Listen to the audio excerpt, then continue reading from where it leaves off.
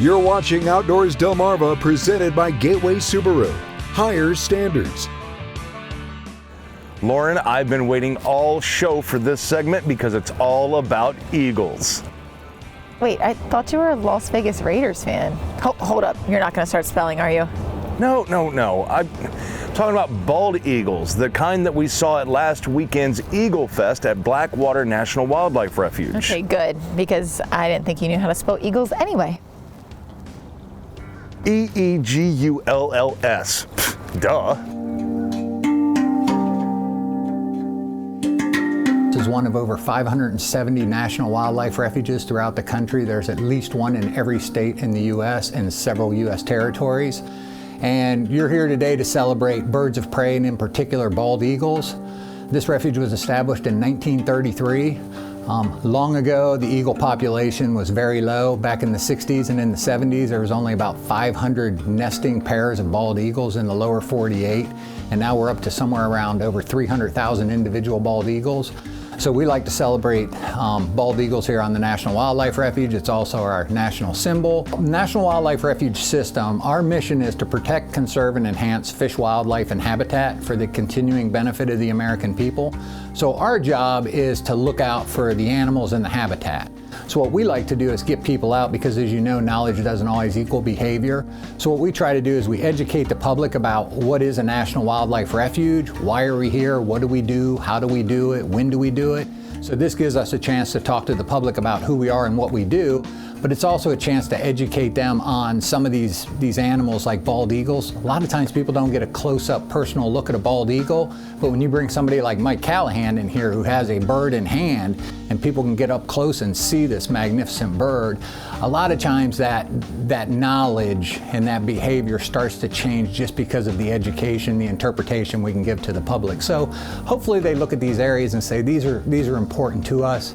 They mean something. We should protect them. We should get out and celebrate them and enjoy them. And that's what we're hoping for. Well, this bird is blind in the eye that's looking at you right now, so it is its left eye.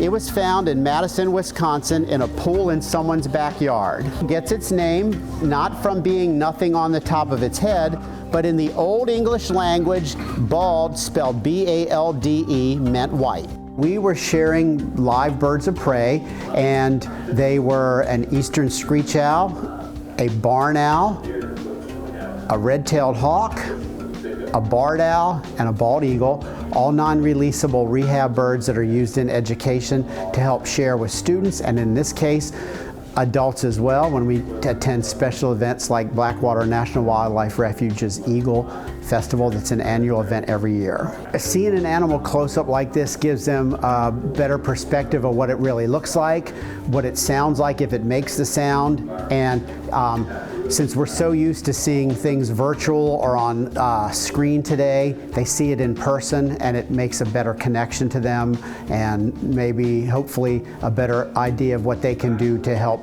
preserve and protect those animals for the future. We have the live bird programs, which adults and kids really enjoy, but then we do other things like they can dissect an owl pellet. Another one we do is we let them build wren boxes. This is a bird that's local to the area. A lot of times they'll nest in these boxes, so it's great for the kids to be able to build this box, go home, put it up, and then they can monitor these wrens. So it gives them that chance to interact with nature. And then we have other activities like they can build a button, they can make a bookmark. This year we got little toilet paper rolls so they can make like a little bald eagle out of a toilet paper roll.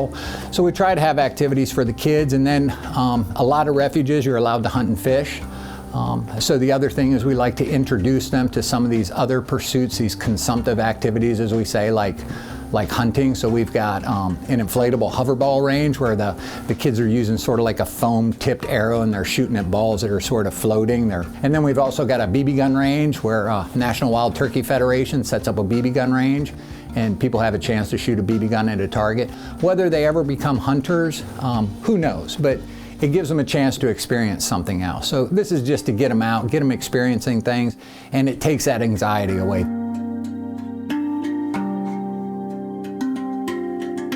Lauren, they had over 2,100 people at last weekend's Eaglefest. Wow, that's amazing. Do you know what else is amazing? The U.S. National Wildlife Refuge System recently celebrated its 121st birthday on the 14th. and I totally forgot to bake him a cake. Well, don't worry. That's what happens when you're the same age as the system. You tend to forget things. There it is. I should have seen that one coming. But you didn't because you need your bifocals, right? Your latest photos coming up after the break. Outdoors Delmarva returns right after these messages.